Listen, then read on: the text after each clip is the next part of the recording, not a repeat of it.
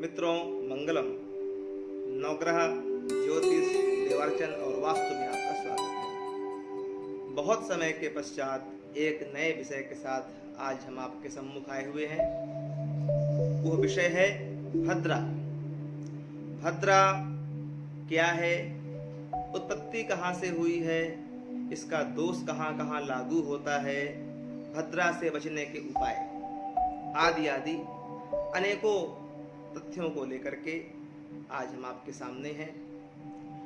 तो पहला बिंदु है भद्रा की उत्पत्ति। भद्रा का जन्म कहाँ और कैसे हुआ। तो भद्रा भगवान सूर्य उनकी पत्नी छाया से उत्पन्न पुत्री है, जो कि भगवान शनि और यम की बहन है। किंतु शनि और यम से भी क्रूर व्यवहार स्वभाव भद्रा का है। जब भद्रा पैदा हुई तो पूरे विश्व में हाहाकार शुरू हो गया। उनके स्वभाव से प्राणी जन त्रस्त हो गए, दुखी हो गए, अनेक बाधाओं से युक्त हो गए। तब भगवान सूर्य परेशान होकर के सीधे ब्रह्मा जी के पास गए। उनसे विनती विनय किया कि भगवान, इस भद्रा का स्वभाव आप शांत कीजिए, इनको कोई स्थान दीजिए, अन्यथा यह प्राणी जन अनेक दुखों से युक्त होंगे। तब ब्रह्मा जी ने बड़ा विचार किया, ध्यान किया। बड़े विचार करने के पश्चात उनका ध्यान गया ज्योतिष विद्या की ओर कि इस ज्योतिष विद्या में एक ऐसा स्थान देना चाहिए कि यहाँ पर दोष कम से कम लागू हो भद्रा का। तो उन्होंने क्या किया कि ज्योतिष में एक तथ्य होता है करण, जो पंचांग में होता है। यह 11 होते हैं। तो 11 करणों में एक होता है विष्टि। तो विष्टि में स्थान दिया कि हे भद्रा, आप विष्टि में जाकर के निवास कीजिए। उस विष्टि में आप जब जाएंगी तभी आपका यह फल, जो आपका स्वभाव है, जो व्यवहार है, यह लागू होगा। अन्य दिनों में लागू नहीं होगा। अन्य दिनों में आप हमारे ब्रह्म स्थान में निवास करेंगी। इस तरह से भद्रा का निवास और भद्रा की उत्पत्ति आपको मालूम हुई। अब बात करते हैं हम कि यह विष्टि अर्थात भद्रा पंचांग में कब कब आती है। इसका एक श्लोक है शास्त्रों में, वो यह है, एकादश्याम चतुर्थ्यां च शुक्ल पक्षे परे दरे अष्टम्यां पूर्णिमायां च भद्रा पूर्वदले स्मृता तृतीयायां दशम्यां च कृष्णे पक्षे परे दले सप्तम्यां च चतुर्दश्यां भद्रा पूर्वदले भवेत्। अतः पक्ष शुक्ल के आने पर चौथ एकादशी के उत्तरार्ध में, अष्टमी और पूर्णिमा के पूर्वार्ध में, एवं पक्ष कृष्ण के आने पर तृतीया दशमी के उत्तरार्ध में और सप्तमी चतुर्दशी यानी 14 के पूर्वार्ध में भद्रा होती है। यह तो एक तकनीकी विषय हो गया कि इसका कब पूर्वार्ध होगा, कब इसका उत्तरार्ध होगा। लेकिन जो हमने तिथियां बताई हैं आपको, इन तिथियों में भद्रा लगभग रहती ही है, क्योंकि उसका पूर्वार्ध या उत्तरार्ध आपको आचार्य से पूछना होगा। अर्थात आपने देखा कि कुल 8 दिन भद्रा के होते हैं एक महीने में। 4 पक्ष कृष्ण में और 4 पक्ष शुक्ल में। यह भद्रा का निवास हो गया। जब भद्रा रहती है तब कोई भी शुभ कर्म नहीं करना चाहिए। जैसे विवाह है, गृह प्रवेश है, गृह आरंभ है, अन्य मांगलिक कार्य भद्रा में नहीं होने चाहिए। किंतु भद्रा हर जगह अशुभ ही नहीं होती है। भद्रा में कुछ कार्य ऐसे हैं जो सिद्ध होते हैं। अग्नि कारक, युद्ध कारक, मुकदमा, कोर्ट, उच्चाटन, मारण, अर्थात जितने भी दुष्कार्य हैं वो भद्रा में फलीभूत होते हैं। किंतु हमें यह जानना है कि अब भद्रा कहां कहां पर निवास करती है तो दोष लागू नहीं होता है। हर जगह भद्रा का दोष लागू नहीं होता है कि देखा मैंने कि आज दशमी है, आज भद्रा है, पर भद्रा निवास कहां कर रही है। जैसे मैंने आपसे कहा ना कि ब्रह्मा जी ने जो भद्रा को स्थान दिए थे, तो एक सूत्र है, कन्या तुला मकर धन विपुनागलोके मेघालि वैणिक वृषेषु सुरालये स्यात् पाठीन सिंह घट कर्कटके सुमर्ते चंद्रे वदन्ति मुनयस्त्रिविधाम हि विष्टिम। अर्थात कन्या, तुला, मकर और धनु के चंद्रमा के होने पर यदि भद्रा हो तो वह नागलोक में अर्थात पाताल लोक में होती है। मेष, वृश्चिक, मिथुन और वृष राशि का जब चंद्रमा हो और भद्रा आ गई हो तो वह भगवान के यानी कि स्वर्ग में निवास करती है। मीन, सिंह, कुंभ और कर्क में जब चंद्रमा आ गए हों और भद्रा हो तो मृत्युलोक में निवास करती है अर्थात भूलोक पर रहती है। हमेशा आपको ध्यान देना है, केवल मृत्युलोक की भद्रा ही मनुष्य जाति, मनुष्य को कष्ट देने वाली होती है। पाताल लोक या आकाश लोक की भद्रा दोष युक्त नहीं होती है। इसका एक श्लोक है, स्वर्गे भद्रा शुभम कुर्यात् पाताले च धनागमम् मृत्युलोके यदा भद्रा सर्वकार्य विनाशिनी। स्वर्गे भद्रा शुभम कुर्यात्, यदि भद्रा आपकी स्वर्गलोक में है तो शुभ है, इसमें किया गया कार्य शुभ होगा। पाताले च धनागमम्, पाताल में हो तो धन का आगमन होता है।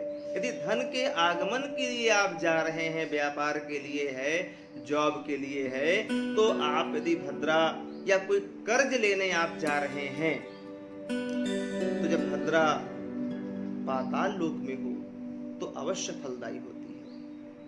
मृत्युलोके यदा भद्रा सर्व कार्य विनाशिनी, यदि भद्रा मृत्युलोक में है तो सर्व कार्य विनाशिनी, सभी कार्यों का विनाश करती है।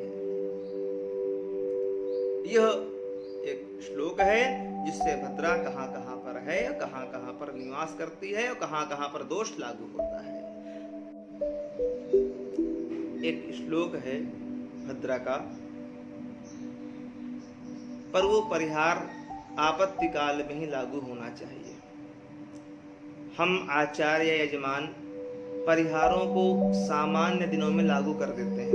यदि यजमान के पास समय है और उस कार्य को टाला जा सकता है तो आप उसको टाल दें। यदि बहुत ही आवश्यक है कि हमें आज ही करना है और आज भद्रा है, तो एक श्लोक है, उस तथ्य के आधार पर आप भद्रा में वह समय बीतने के बाद कार्य कर सकते हैं। वह श्लोक है, विष्टिदंगारकश्चैव व्यतिपातश्च वैधृतिः प्रत्यरिहि जन्म नक्षत्रम मध्याह्नात् परतः शुभम। अर्थात विष्टि यानी भद्रा, अंगारक योग, व्यतिपात योग, वैधृति योग और पंचम तारा, जन्म का नक्षत्र, यह दोष युक्त होते हैं। किंतु मध्याह्न होने के पश्चात, दोपहर होने के पश्चात यह अनंतर शुभ होते हैं। हैं, इनका दोष लागू नहीं होता है, भद्रा का दोष वहां पर लागू नहीं होता है। किंतु यह परिहार आपको अति आवश्यक स्थान पर ही लागू करना चाहिए। यह बृहद ज्योतिषार का परिहार है। और विशेष करके भद्रा में हमेशा 2 कार्य कदापि नहीं करने चाहिए, चाहे भद्रा स्वर्ग में हो, पाताल में हो, मृत्युलोक में हो, कहीं इस पर कोई परिहार लागू नहीं होता है। वो सूत्र है, भद्रायाम द्वयन कर्तव्ये श्रावणी फाल्गुनी तथा श्रावणी नृपतिम हंति ग्रामम दहति फाल्गुनी। भद्रा में 2 कार्य कौन कौन से हैं? श्रावणी और फाल्गुनी। रक्षाबंधन एक श्रावणी कर्म ब्राह्मणों के लिए होता है, यह और होलिका दहन, यह कार्य भद्रा में नहीं करना चाहिए, क्योंकि श्रावणी कर्म करने से राजा की हानि, राजा या अपने कुल के मुखिया की हानि। ग्रामम दहति फाल्गुनी, यदि आप होलिका दहन करते हैं भद्रा में तो ग्रामम दहति, गांव में अग्नि का भय, घर में अग्नि का भय, मोहल्ले में अग्नि का भय, तो यह 2 कार्य भद्रा में नहीं करने चाहिए। यदि कोई अज्ञानतावश होलिका जलाता भी है और आपको भद्रा मालूम पड़ जाए तो भद्रा के बाद ही आप होलिका को तापने के लिए जाएं, होलिका की पूजा करने के लिए जाएं। यह भी एक श्लोक है बृहद ज्योतिषार में। एक और श्लोक मुझे प्राप्त हुआ है भद्रा के परिहार के विषय में, वो है बृहद वखड़ा चक्रम में। वो है, विष्टिस्तु सर्वथा त्याज्या क्रमेणैवागता तु या अक्रमेणागता भद्रा सर्वकार्येषु शोभना।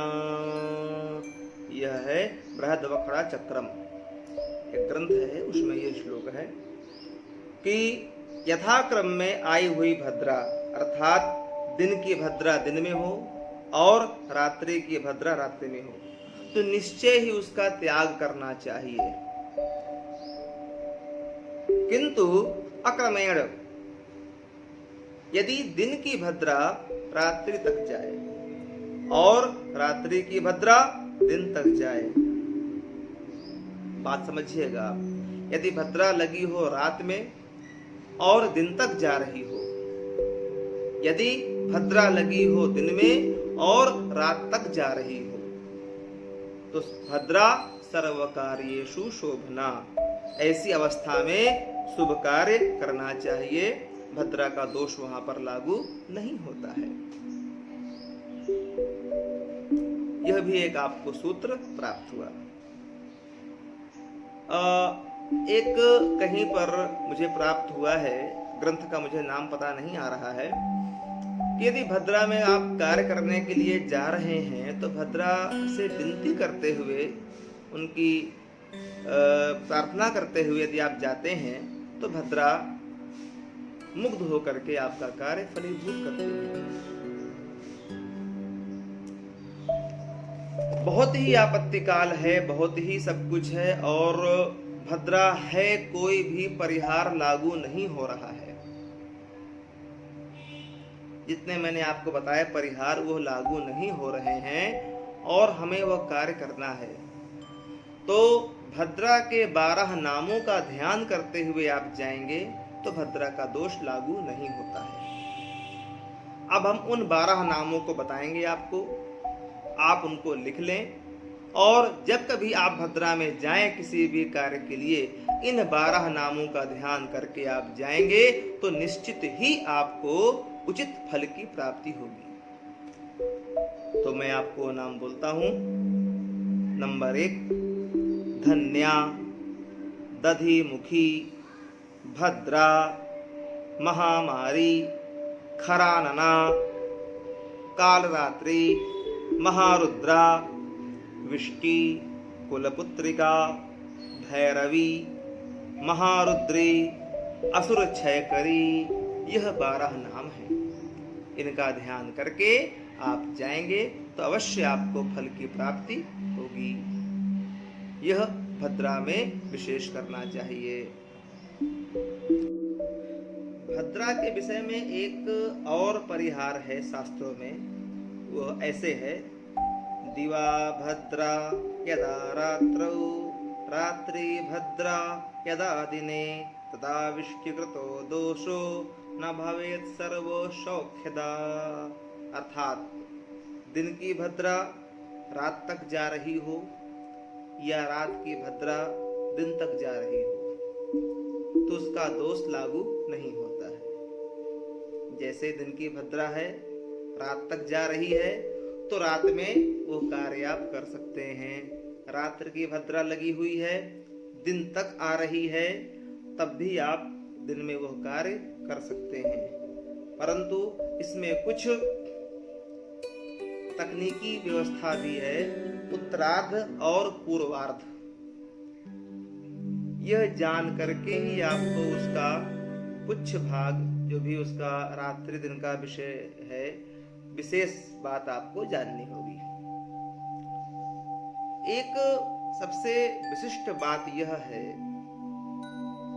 भद्रा का अति महत्वपूर्ण विषय, ऐसा कौन सा कार्य भद्रा में कर दिया जाए कि सफल हो जाए। तो एक श्लोक है, विवादे शत्रु संहारे, भयार्ते राजदर्शने, रोगार्ते वैद्य गमने, श्रेष्ठतमा स्मृता। विवाद, यदि कोई विवाद करना हो आपको, पुलिस मुकदमा, कोर्ट कचहरी, कुछ भी आपको करना है तो भद्रा में किया गया विवाद अवश्य आपको सफलता देगा, आप विजयी होंगे। शत्रु संहारे, शत्रु के दमन के लिए, संहार के लिए यदि कोई कार्य आप कर रहे हैं अपने बचाव के लिए तो आप विजयी होंगे। भयार्ते, अपने भय का दमन करने के लिए, भय नाश के लिए किया गया प्रयास यदि भद्रा से आरंभ करते हैं तो उस भय का नाश होता है। राज दर्शने, राजा का दर्शन, कोई आपके अधिकारी हैं, बॉस हैं, आपके राजा हैं, मंत्री हैं, डीएम हैं, आदि आदि उच्च पदासीन लोग हैं, उनसे मुलाकात करने के लिए, उनसे मिलने के लिए आप जाते हैं भद्रा में तो आपकी वो मुलाकात सफल होती है, अवश्य आपका कार्य सफल होगा। रोगार्ते, रोग समन के लिए, रोग नाश के लिए यदि आप कहीं कोई जाते हैं डॉक्टर के पास, या आप कानपुर, दिल्ली, बॉम्बे, लखनऊ कहीं आप जाते हैं दिखाने के लिए, जांच के लिए आप जाते हैं रोग नाश के लिए, तो भद्रा में डॉक्टर के यहाँ जाना, उनसे लिया गया परामर्श अतिशीघ्र रोगों का नाश करने वाला होता है, रोग अपने नष्ट होते हैं। वैद्य गमने, वैद्य का गमन होता है, वैद्य कभी भी नहीं आता। इतने कार्य श्रेष्ठ कहे गए हैं भद्रा में करने के लिए। अतः यदि यह कार्य किए जाएं तो अवश्य आपको सफलता प्राप्त होती है। तो मित्रों, आज का विषय भद्रा को लेकर के मैंने आपके सम्मुख रखा। अभी और बहुत सी बातें भद्रा में हैं, ये बहुत अगाध विषय भद्रा का है। हमने कुछ बिंदु, कुछ बूंद हमने आपके सामने रखे हैं, अभी भी यह विषय पूर्ण नहीं है, क्योंकि यह वीडियो काफी लंबा हो रहा है, बहुत सी चीजें हैं। हम कुछ अगले भाग में हम भद्रा के विषय में आपको बताएंगे। मुझे आशा है कि आपको यह विषय अत्यंत विषय के साथ हम आपसे पुनः मिलते हैं। ओम मंगलम।